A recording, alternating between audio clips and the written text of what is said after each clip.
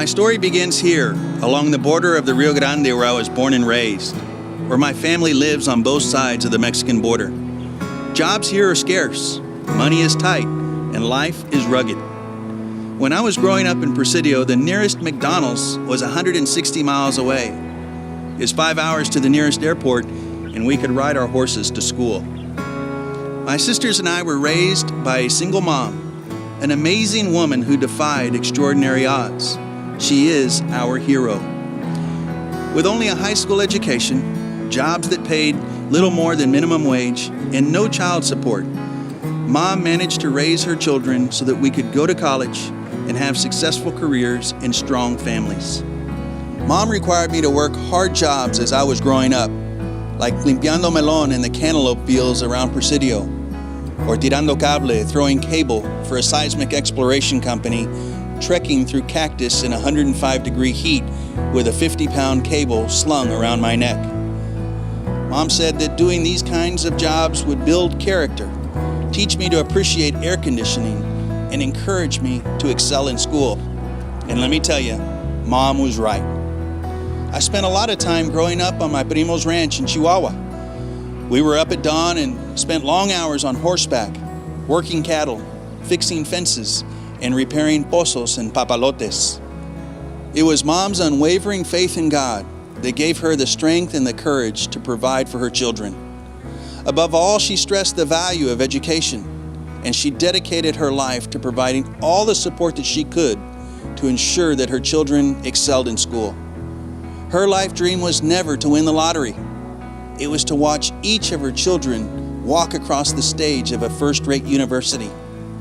She died at age 57, shortly after achieving her dream. Mom was also passionate about her community and her civic duty.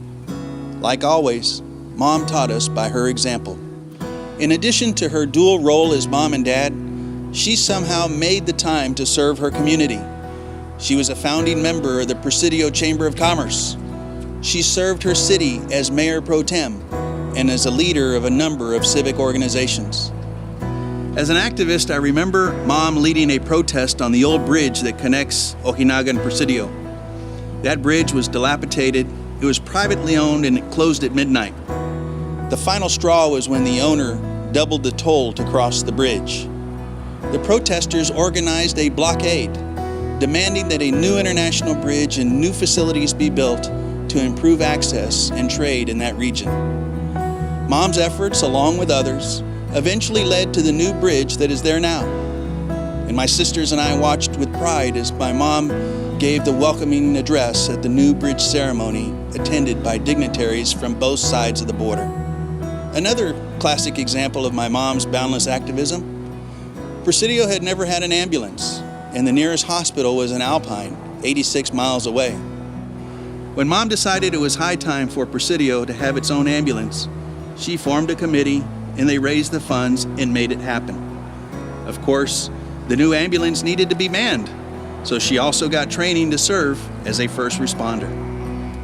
It was her love and prayers that got me through college and law school. After graduating from St. Mary's University and then from law school at the University of Texas in Austin, I returned to the Texas border, where I have been practicing law in the Rio Grande Valley, raising a family, and serving my community for almost 30 years. Mom instilled in her children the values of faith, family, and education, always reminding us of our duty to help others. Mom was so proud of me becoming a lawyer so I could do exactly that. And she told me, "Mijito, always remember to measure success not by the size of your bank account, but by the difference you make in the lives of others." I try my best to live my life in a way that honors my mother and the sacrifices that she made.